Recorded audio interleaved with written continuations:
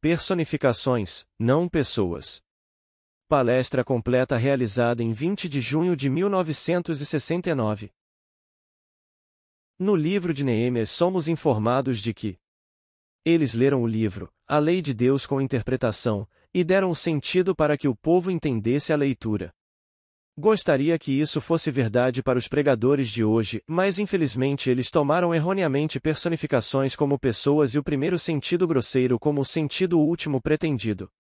Aqui, no jornal de hoje, pediu-se a 325 estudantes de pós-graduação de 15 faculdades católicas que nomeassem seus 10 heróis na ordem em que eles são, para eles, heróicos. Sem restrições quanto ao tempo. Eles podem voltar no tempo até onde quiserem, e Jesus veio em quinto lugar. Eles o veem como uma pessoa. Mas mesmo que fosse uma pessoa, ele é o quinto na ordem. Agora, estes são estudantes de pós-graduação de 15 faculdades católicas. O falecido presidente Kennedy ficou em primeiro e seu irmão, Robert, em segundo e Martin Luther King em terceiro, aí veio a ordem, 10 deles. E você se pergunta o que eles estão recebendo? Depois de 4 anos de faculdade, eles ainda veem o livro como uma história secular. Se você nunca foi para a faculdade, tudo bem, mas se você ler isso como literatura, como muitos deles fazem na faculdade, você descobriria que não se trata de história secular. Ora, aqui, no pensamento bíblico, um nome não é um mero rótulo de identificação, é uma expressão da natureza essencial de seu portador. O nome de um homem revela seu caráter. Conhecer o nome de Deus é conhecer a Deus como ele se revelou. Como disse o salmista: aqueles que conhecem o teu nome confiam em ti. Salmo 9, versículo 10. Mas é uma progressão de revelações do nome. É revelado pela primeira vez como Deus Todo-Poderoso no nome de El Shaddai. Então vem em nome da plena consciência, eu sou. Dizem-nos que o primeiro foi dado a Abraão, Isaque e Jacó, assim como o poder todo-poderoso. Então a segunda revelação veio a Moisés e foi dada como consciência, eu sou. A revelação completa do seu nome encontramos em Jesus Cristo, e esse era o nome do Pai. Uma relação pai-filho. Manifestei o teu nome aos homens que do mundo me deste. Eles eram teus e você os deu para mim. Eu lhes dei a conhecer o teu nome e o farei conhecer, para que o amor com que me amaste esteja neles e eu neles. João 17, versículo 6. Mas agora, quem são esses personagens? Eles também têm nomes. Falamos de Abraão, Isaque, Jacó, Moisés, Jesus. Eles são pessoas? Não, eles não são pessoas. Eles são personificações dos estados eternos do jogo de Deus, e o homem os confundiu completamente com pessoas, pois você é uma pessoa e eu sou uma pessoa. Esses estados são eternos. Aprenda a distinguir entre o homem e seu estado atual. Em que estado está o homem agora? Começa com Abraão. O chamado de Abraão como estado, o estado de amor, o estado, se ele era amigo de Deus. O estado de fé é realmente o que o estado é. Nesse estado, você e eu vimos toda a peça em detalhes.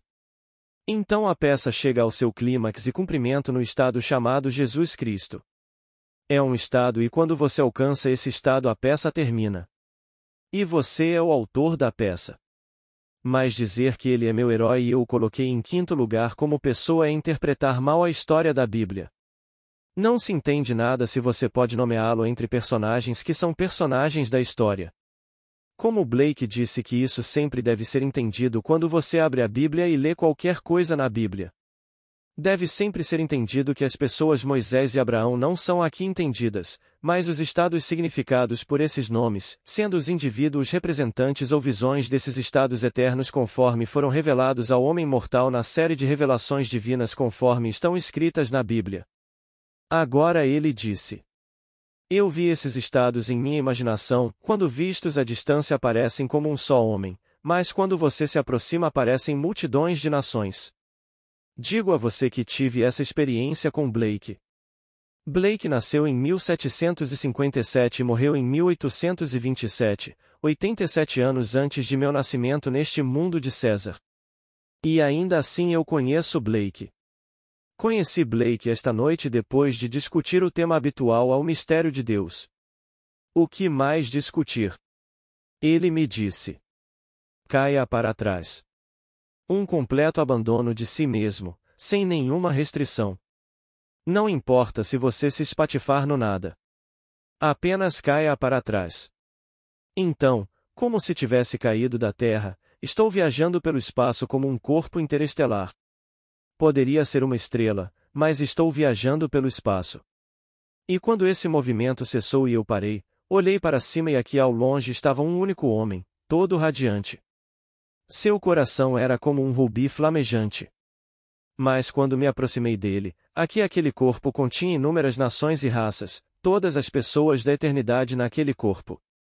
Assim como ele me disse caia para trás, eu acreditei em sua palavra e caí para trás e aparentemente caí no espaço interestelar.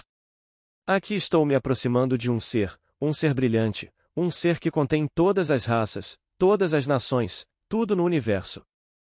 Agora estamos sendo reunidos de volta àquele ser após a jornada. Começa com o estado chamado Abraão. Abraão viu tudo antes. Como nos é dito em Gálatas. E a Escritura, prevendo que Deus salvaria e justificaria os gentios, de antemão pregou o Evangelho a Abraão. Gálatas 3 versículo 8. Você não teria pensado que Abraão, se considerasse isso uma história secular, um ser histórico, que ele, precedendo 2000 anos, poderia ter recebido o Evangelho. Você diria, bem, o Evangelho ainda não havia acontecido há 2000 anos e ainda assim lhe foi mostrado o Evangelho, o plano de salvação de Deus. Bem, agora, como isso funciona? O próprio Deus entrou pela porta da morte, a caveira humana, com todo aquele que entra e se deita na sepultura com aquele que entrou naquela caveira em visões da eternidade, até que acorde e veja Jesus e as roupas de linho que ali estavam as mulheres. Tecida para eles e a porta da casa de seu pai. Blake, Milton, 32. Bem, quem entrou? Jesus não é um homem. Ele é o Filho do Homem redimido, todos reunidos após a ressurreição, após as experiências de redenção, reunidos em um ser, e esse ser é personificado como Jesus. Bem, quem foi que entrou? Disseram-lhe que era a semente de Deus, foi a semente de Cristo, o Filho de Deus, que entrou, e o Filho de Deus e Deus são um. Em Gálatas, a palavra traduzida como semente que entrou e que o homem deve produzir é esperma. Significa o esperma do homem. O homem agora está identificado com Deus.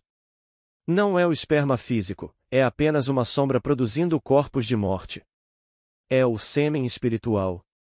É chamado de Cristo nas Escrituras, definido aqui como a semente e chamado de semente em Gálatas 3 versículo 16. Também significa extrair, isto é, através da ideia de estender-se. Deus está sempre se expandindo. Então ele se planta no crânio humano. Agora aparentemente somos dois, mas não somos mais dois. Através do sonho e é Deus sonhando, então a barreira é removida e nos tornamos um, e somos individualizados e emergimos como Deus no final. Quando emergimos somos Deus, o Senhor Jesus Cristo. Mas a coisa personificada foi aceita como a coisa significada quando é apenas um sinal. Jesus é um sinal como Abraão é um sinal, Isaque é um sinal, estes são sinais. Mas quem está falando ou testemunhando a coisa significada? Então aqui, quando você ler, tente ter em mente que essas são apenas personificações e tente descobrir o que elas estão personificando. Qual é o significado do nome quando você lê Abraão, Isaque, Jacó, Moisés, Jesus ou qualquer personagem das Escrituras? Até que você entenda o significado por trás da placa, você sentirá falta quando começar a ler as Escrituras. Muitas vezes você encontra um clássico contando uma história muito maior do que as coisas que você ouve nos púlpitos nas manhãs de domingo. Infinitamente maior. Aqui está um homem que é matemático e você conhece seu jogo. Todos vocês já viram isso e riram muito disso. Eu podia vê-lo toda semana, é tão maravilhoso, e Alice através do espelho. Vamos vê-lo. Venha, vá e olhe para ele, gritaram os irmãos e então cada um deles pegou Alice pela mão e a conduziu até onde o rei estava dormindo. Tveedlede e disse: Oh, Ele está sonhando agora, eu me pergunto com o que ele está sonhando? A Alice disse. Ninguém pode saber disso. Então Tweedledee disse a Alice. Ora, ele está sonhando com você e se ele parou de sonhar com você, onde você acha que estará? O sonhador no homem é Deus, mas ele tem que sonhar na sequência em que isso acontece. Se desenrola e chega ao clímax como Jesus Cristo. Você não pode omitir nenhuma parte do sonho. Assim como nossos antepassados jogaram, nós também o faremos. E quem está interpretando, que é o único ator do sonho, é Deus. Deus está desempenhando todos os papéis neste mundo. Então Deus está no real. Aqui mesmo sonhando e ele tem que sonhar exatamente como ele escreveu no começo e mostrou o sonho. Foi essencial despertar e expandir-se. Pois você existia antes que o mundo existisse. Quando você desceu você era o Filho de Deus, um eu de Deus, e ele está estendendo isso, o mesmo Filho, só que realçado pela razão do sonho que ele predeterminou. Assim, no homem está o sonhador e esse sonhador é Deus, o único Deus no mundo, que é Eu Sou. Ele está sonhando tudo. Então esse matemático conhecido por nós como Lewis Carroll E. Dodson era o nome dele. Aqui pegamos um livro, esse lindo. Chamamos de clássico infantil. Criança não é nada. Isso diz muito. Tudo era possível através do espelho, tudo. Conforme dito nas Escrituras. Com Deus todas as coisas são possíveis, então, com a história, todas as coisas são possíveis. As coisas são o que eu digo que são. Ele sonha e sonha e leva-o ao seu clímax, a sua realização em Jesus Cristo. Quando encontramos hoje nossos meninos e meninas saindo do armário depois de 4 anos de faculdade e eles poderiam nomear essa personificação como um personagem da história que já é ruim o suficiente. Mas colocar isso em quinto lugar é inacreditável e estes são colégios católicos. Não estou dizendo que isso não aconteceria num colégio protestante, aconteceria lá também. Eles poderiam tê-lo colocado em 10º lugar. Muitos deles não têm nenhum sentimento em relação a ele, nenhum sentimento em relação à história, e não acreditam nela. Mas o sonhador os está conduzindo, assim como está conduzindo você, assim como me conduziu, e nós passamos por tudo neste mundo. Agora, ele lança sua sombra neste mundo. E no mundo das sombras imitamos a Deus. Foi isso que ele fez. Ele está sonhando comigo. Eu ouvi isso uma noite tão claramente. Eu me deitei dentro de você para dormir. Enquanto dormia tive um sonho e eu sabia exatamente o que ele estava sonhando, ele está sonhando que é eu. Quando ele acorda, ele é eu e eu sou ele. Então ele está sonhando que sou eu, mas agora neste mundo de sombras, pois este é um mundo de sombras. Devo aprender a imitá-lo. Bem, se ele me sonha e está me sonhando através de todas as coisas que experimentei no mundo, então posso começar a modificar algumas delas, imitando-o e começar a sonhar. Bem, como seria o sentimento se fosse verdade? Isso é um sonho. Não há nenhum fato que o apoie, não há nada neste mundo que me encoraje a continuar nesse sonho, mas é um sonho, um devaneio. Se ele me sonhar e depois me pedir para imitá-lo como uma criança querida neste mundo, vestindo esta vestimenta de carne e osso, eu o imitarei, destacando um sonho nobre para mim, meus amigos, para estranhos para isso. Importa, e então ouse sonhá-lo. Como seria o sentimento se fosse verdade? Apenas, como seria? Então entre nesse estado como se fosse verdade e veja se isso não acontece. Sei por experiência própria que isso acontece. Mas quero encorajar todos que me ouvem a realmente tentar. E começar esta noite. Como seria? Como seria o sentimento se fosse verdade? Pois somos encorajados a usar o sentimento na história. Aproxima-te, filho meu, para que eu te sinta. Você tem a voz de Jacó, mas chegue perto. Você me diz que é Esaú, deixe-me apalpá-lo para ver se você realmente tem a realidade externa a qual associo meu filho Esaú. Jacó não tem realidade externa, ele é um rapaz de pele macia, mas Esaú tem a externa. Este mundo é Esaú neste momento, meu sonho é Jacó. Mas devo revestir Jacó com qualidades externas e revesti-lo com todas as coisas que puder reunir para fazê-lo parecer externamente real, objetivamente real. Agora, chegue perto, deixe-me tocar você, deixe-me sentir você. Ao chegar perto, ele se sentiu como Esaú, embora a voz tivesse o som de Jacó, mas o toque substituiu o som. O pai era cego e não conseguia ver. Então, chegue perto e agora deixe-me tocar em você. O toque tem aquele fantástico senso de realidade. Eu sei que quando você está fora do corpo e está acordado, completamente desperto como está aqui, bem, você pode tocar em alguma coisa e ela não cede, é sólida, é real. Você olha para algo, toca e é real. Você conhece pessoas, você as abraça e elas são reais. Você os ouve. Tudo bem, você também pode ouvi-los em sonhos. Mas aqui você os vê, ouve, e quando você os toca, sua mão não passa por eles. Você os abraça e abraça um ser sólido, assim como abraçaria alguém aqui. Você sabe que está naquele mundo, que não é este mundo, mas é tão real quanto este mundo. Então você começa a se libertar daquilo que o mundo lhe diz ser a única realidade. Você não pode retornar a este mundo e vê-lo novamente como via anteriormente. Ninguém pode lhe dizer que alguém está morto e, portanto, por estar morto ele se foi e deixou de existir. Não importa o quão sábios sejam aqueles que lhe dizem que você não pode acompanhá-los, porque você passou por outras experiências além daquelas sobre as quais eles estão falando. Eles estão teorizando e você está falando por experiência própria. Você entra em um mundo e os conhece. Ninguém pode me dizer que não os conheci, assim como não me pode dizer agora que não estou tocando neste púlpito, que não estou nesta sala conversando com você.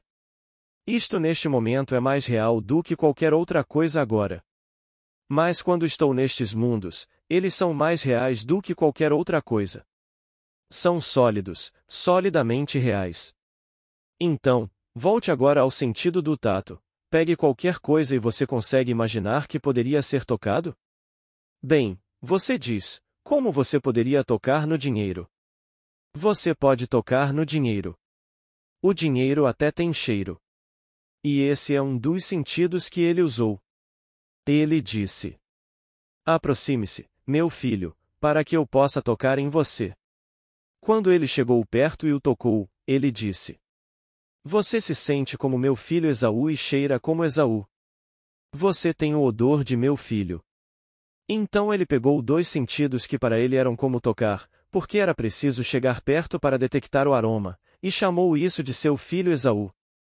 Então ele o abençoou e, estranhamente, ele não pôde voltar atrás. Quando descobriu que estava enganando a si mesmo, não conseguiu reverter sua bênção. Você não pode reverter isso a menos que faça um esforço tremendo para mudá-lo. Você coloca essas coisas em movimento e no seu devido tempo elas acontecerão, e todas acontecerão. Eles irão confrontá-lo e você nem mesmo reconhecerá a sua própria colheita. Você vai se perguntar quando foi que eu fiz isso, mas você tinha que ter feito isso ou não poderia acontecer. Mas no grande sonho é Deus sonhando e Deus está sonhando tudo no mundo.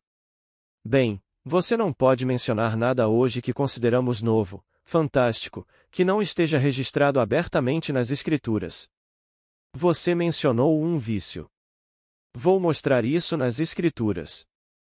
Mencione um vício. Vou lhe mostrar tudo nas Escrituras e achamos que isso é algo novo. Não nego que temos novas terras, novas isto e aquilo, mas falo agora das realidades por trás das aparências. Eles estão todos registrados nas Escrituras. Tudo está lá. Então aqui, quando você abre a Bíblia e se depara com um nome glorioso como Jesus, não importa como você foi treinado no passado, assim como eu fui treinado para vê-lo como uma pessoa, um indivíduo que nasceu de uma mulher. De alguma maneira estranha, há 2000 anos, não. Jesus é simplesmente a personificação, o representante de todos os que alcançaram o fim. Todos que chegaram ao clímax da peça estão reunidos em um único corpo e esse corpo personificado é o Senhor Jesus Cristo. Mas quem está chegando? É a semente de Cristo, que é o Filho de Deus. Ouça as palavras do capítulo 3 de Gálatas. E a promessa foi feita a Abraão e à descendência de Abraão. Não de sementes, referindo-se a muitas, mas referindo-se a um. E à tua descendência, que é Cristo. Ele identifica o homem agora com Deus. Ele se tornou um com aquele que fez a promessa. E então as Escrituras dizem a você: você está indo para uma terra que não é sua. É uma terra estrangeira, e você será escravizado e sofrerá por 400 anos, depois disso você sairá e herdará 100 vezes mais. Gênesis 15 versículo 13. É uma expansão do que você era. 100 vezes maior do que você era. Esse é o propósito de toda a peça, trazer de volta ao reino nós que éramos filhos de Deus e ainda somos filhos de Deus, mas expandimos além do que éramos quando iniciamos o sonho. Assim entramos nas portas da morte com a semente juntos estamos na sepultura em visões da eternidade. Estas são as visões eternas e são todos estados eternos e os estados são reais. Portanto, se você sair de um estado, não pense que o apagou, assim como o viajante que passa por uma determinada cidade quando sai da cidade. Seria estúpido para ele pensar que a cidade deixou de existir porque ele partiu. A cidade permanece, mas você, o viajante, segue em frente. Você, o viajante no tempo, você se move de um estado para outro. E o estado final é Jesus Cristo. Quando você entra nesse estado, você nasce do alto. Você está completamente desperto na sepultura e sai pela única porta chamada a porta do seu Pai. Você sai e olha para as roupas de linho que são o corpo e vê que foi isso que as mulheres teceram para você. Sua mãe teceu para você, sua mãe terrena, e você sai e todo o drama te envolve, tudo que está registrado de Jesus. Ele é apenas o sinal que você está experimentando agora da maneira mais sólida. Não como uma teia, uma realidade sólida. Portanto, a Bíblia é uma alegoria e, como todas as alegorias, você e eu devemos descobrir seu caráter fictício e, tendo descoberto isso, tente descobrir o que ela está tentando lhe dizer, qual é o seu verdadeiro significado, e aprender o seu significado.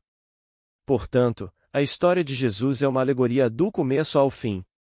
É uma parábola representada, mas o homem, infelizmente, confundiu as personificações com pessoas e o próprio instrumento que transmitiu a instrução com a instrução. Que argumentos você ouve nos púlpitos, domingo após domingo, a respeito desses personagens que são apenas personificações, e eles falam deles como esses estudantes de pós-graduação falaram dele como seu quinto herói. Eu lhe digo. Acredite. É verdade o que estou lhe dizendo. Eu também pensei que estes eram personagens históricos.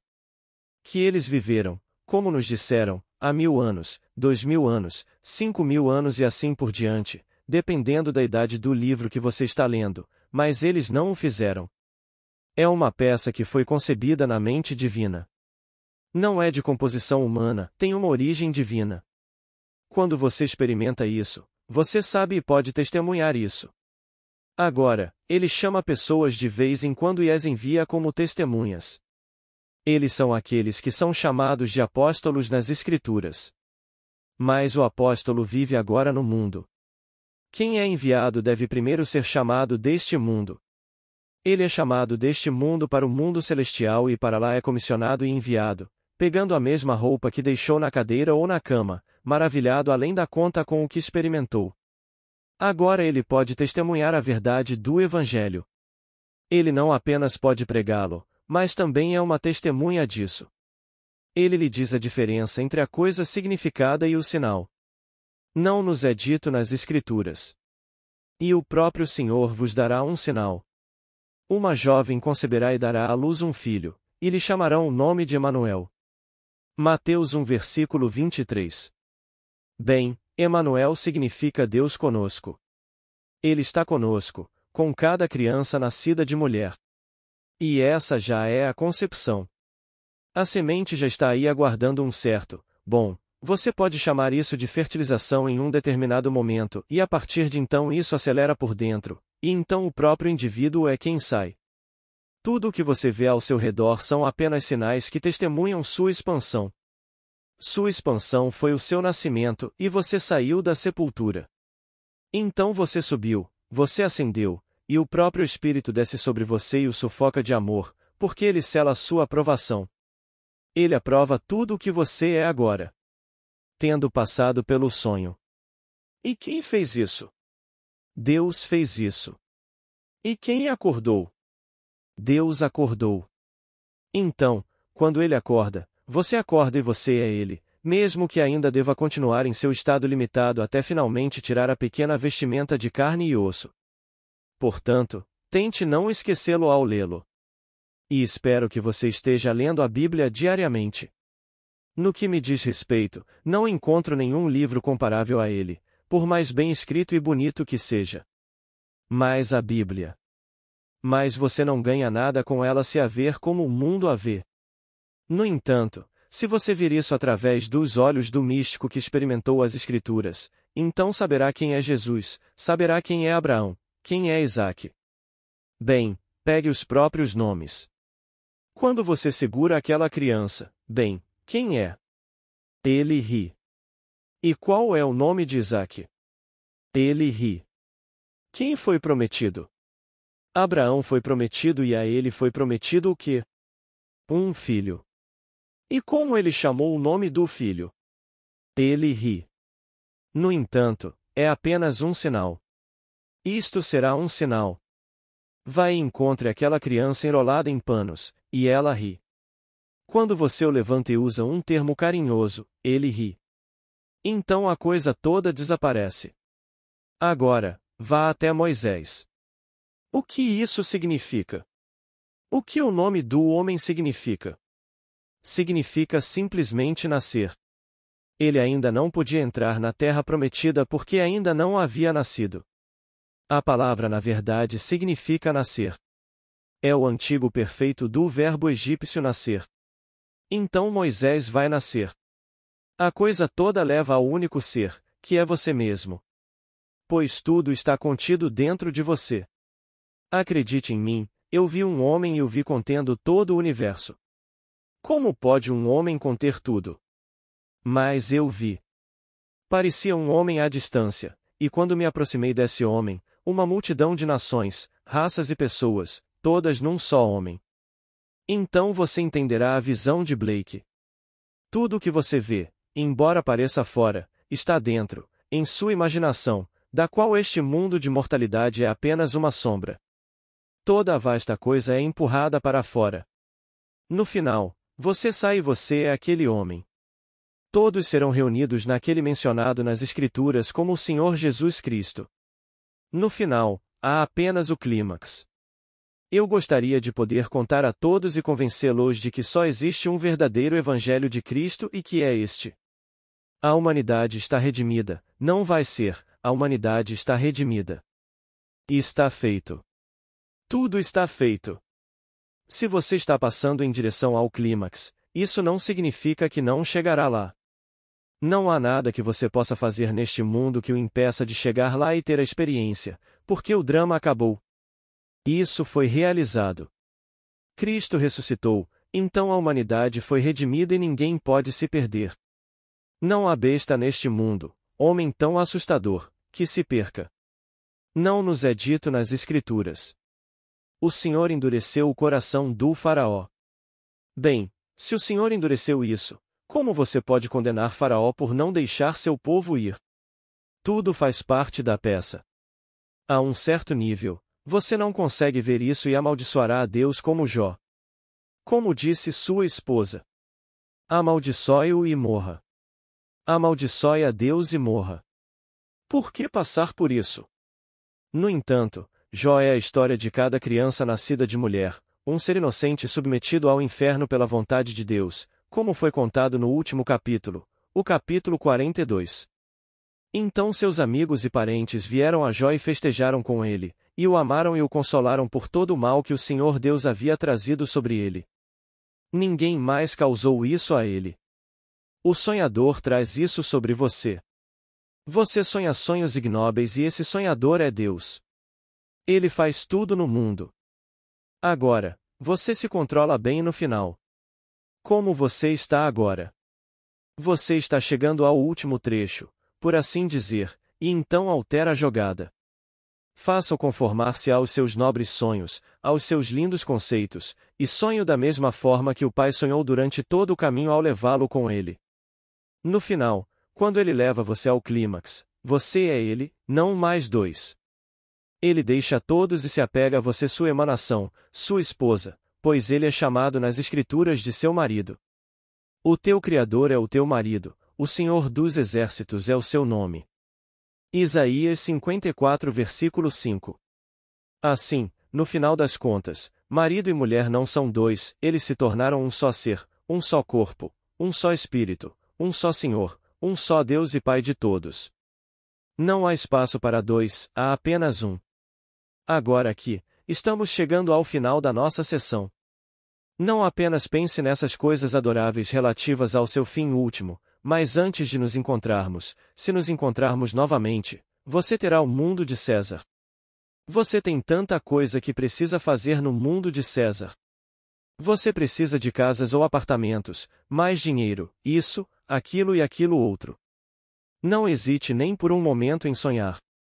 Bem, como posso sonhar? Presumo que o tenha.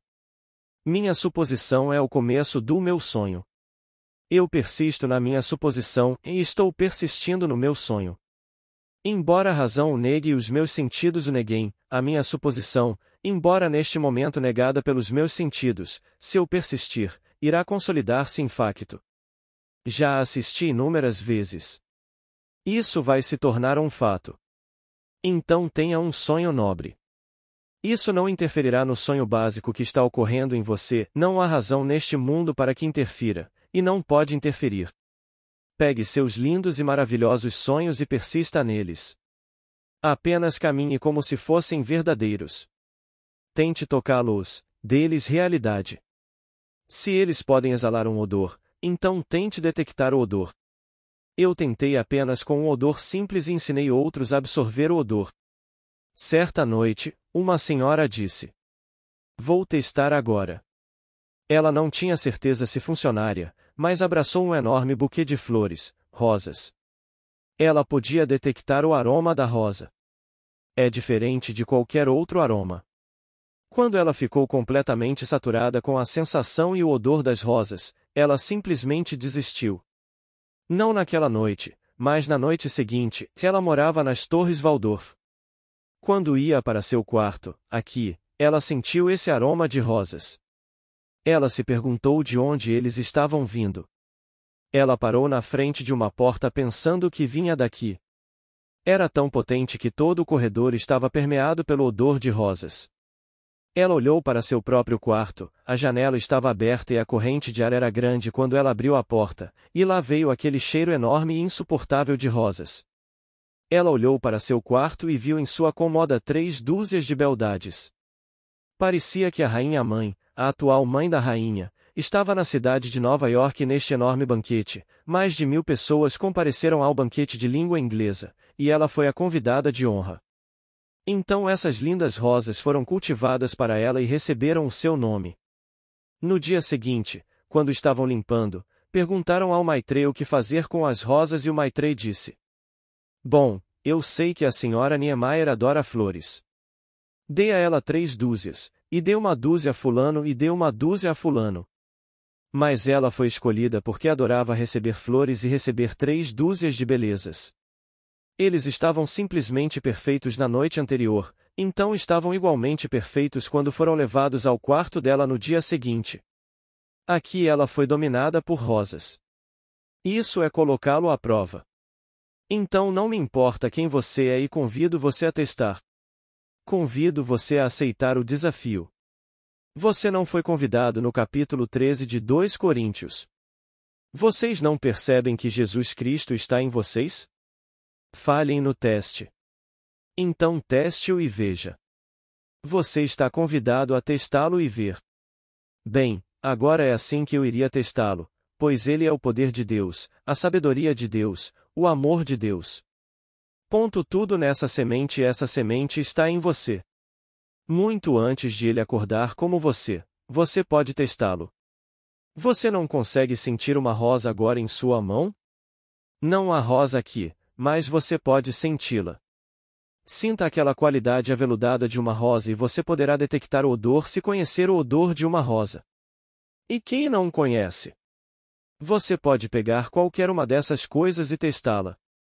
Se você disser apenas por diversão, pois ela fez isso apenas por diversão, ela pode muito bem comprar rosas. Mas ela não o fez.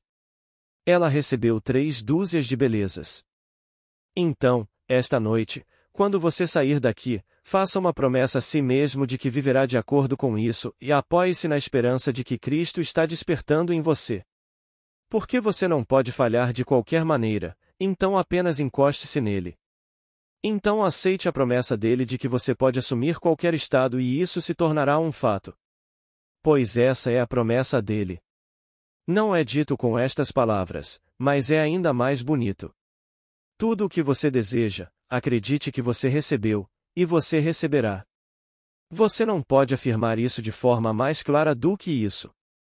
Estas são as palavras de um homem desperto que é Deus, pois todo homem que desperta em Jesus Cristo é Deus. Ele não tem nada a fazer a não ser produzir a si mesmo. Se você tiver a concordância de Strong, procure a palavra que é traduzida como semente no capítulo 3 de Gálatas, e verá que é o esperma masculino da ideia de se estender. É chamada a semente e é chamada a semente de Cristo. Então, para quem está aqui pela primeira vez? E não acho que haja uma pela primeira vez. Quando você souber o que quer, construa uma cena que implique que você o tem. Qualquer cena para você que implique que você tem isso. Depois de construí-lo, simplesmente, sem estourar um vaso sanguíneo, assuma que você o está vendo e tente tocá-lo, tente ouvi-lo se a audição servir, tente vê-lo com seu olho espiritual. Traga todos os seus sentidos para esta cena que implica a realização de um sonho. Depois de ter feito isso, persista no sentido de que você sabe que fez isso, que tudo ficou para trás. Agora, parece estranho dizer-lhe, mas o nosso momento presente não está retrocedendo no passado, está avançando em direção ao futuro para nos confrontar. Então, se eu fizer isso agora, não estou retrocedendo para o meu passado, estou realmente avançando para o meu futuro e estou caminhando apenas para confrontar o que estou fazendo agora. Mas o homem pensa que o que tenho agora retrocedeu e isso é passado, acabou. Não desapareceu, está sempre se movendo para me confrontar. Agora, vamos entrar no silêncio. Há alguma dúvida, por favor? Pergunta. O que é intuição? Resposta. O que é intuição? Bem, não posso lhe dar a definição da palavra no dicionário, elas podem ser diferentes, mas sinto que o homem traz a este mundo o conhecimento inato. Ele não ganha nada deste mundo. Como disse Blake. O mundo é pobre demais para lhe dar qualquer coisa. Ele traz consigo. E então ele conhece intuitivamente no sentido em que conhece, ele tem um conhecimento inato de alguma coisa. Isso para mim é intuição. Agora, você pode ter uma visão e isso não é intuição, porque isso para você é tão gráfico que nenhum poder no mundo poderia desalojá-la.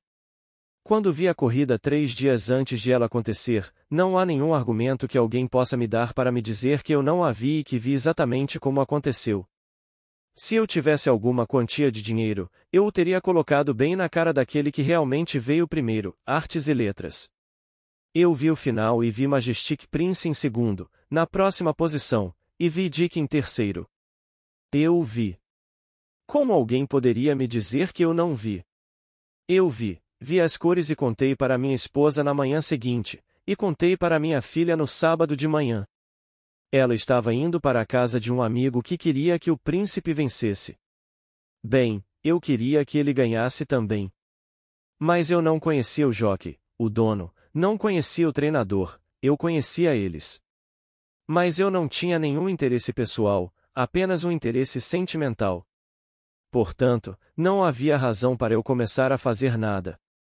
Eu queria que o príncipe tivesse a tríplice coroa.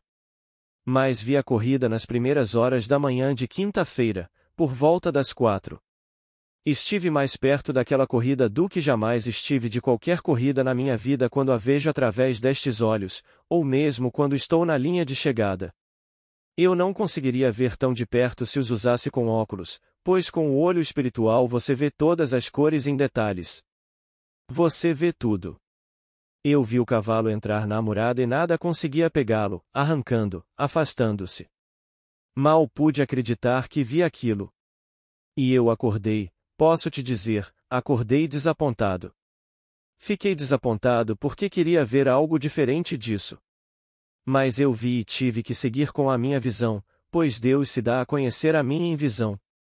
E esse foi o fim. É bom que o homem não saiba tudo o que Deus planejou. Ele já está louco o suficiente. O que ele faria se visse esses fins fixos? Alguma outra dúvida? Pergunta. O que você pode dizer sobre esses seres que escreveram a Bíblia em relação ao tempo e ao espaço? Resposta. São homens condicionados pela providência divina para o papel que desempenharam. Eles eram completamente desconhecidos. Seus nomes têm um certo significado. Esta noite comecei a citar Neemias, que significa Jeová confortou. Há um grande conforto se eu puder ler algo com entendimento, e assim no capítulo 8, versículo 8, citei esta noite que eles leram no livro a lei de Deus com interpretação, e entenderam o que foi lido, para os homens deu sentido a isso. Bem, isso é um grande conforto para um homem se ele souber, enquanto lê, o que está por trás daquilo que está ouvindo ou vendo. A pessoa comum que lê o livro não percebe isso, porque Jesus se tornou um homem para todo o mundo cristão e para aqueles que se opõem à fé cristã. Eles não veem o mistério por trás da palavra Jesus. É o único nome porque esse é o clímax, a realização de tudo que pertence à peça, e todos estão reunidos num único ser. A palavra Jesus significa Jeová a mesma coisa. Significa Salvador. Assim, todos que alcançaram esse estado, embora todos estejam redimidos, têm que passar pelo drama, por assim dizer, e chegar ao ponto da redenção. Mas ele é redimido porque um homem continha tudo, e todos são redimidos. Não fico angustiado quando ouço falar deste ou daquele, uma pessoa adorável vai para a cadeia, tudo bem, então ela vai para a cadeia. Não estou angustiado. Só posso dizer, o que há de errado em alguém ir para a cadeia enquanto outros foram para a cadeia? Então os jornais dão muita importância se o homem que está na prisão tem pais proeminentes. Então ele consegue um espaço grátis, um anúncio. Ele não difere dos outros presos. Pergunta. Durante a vida de um homem, quanto é predestinado e quanto não é? Resposta. As coisas fixas relativas ao drama são todas predestinadas. No mundo de César, você e eu temos um talento e podemos exercitá-lo. Sua experiência maravilhosa que você me escreveu na semana passada, eu acho perfeitamente maravilhosa. Quando você percebeu, depois de tentar afogar este em uma jaula, que você mesmo estava na jaula. Não há nada de errado com isso. Simplesmente um estado. Tentando abrir mão ou se desfazer de um estado. Você não o abandonou completamente, porque ele ainda estava vivo.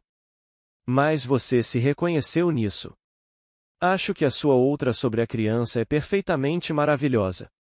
Um maravilhoso esboço do evento. Você queria aquele filho de todo o coração e sabia que era seu.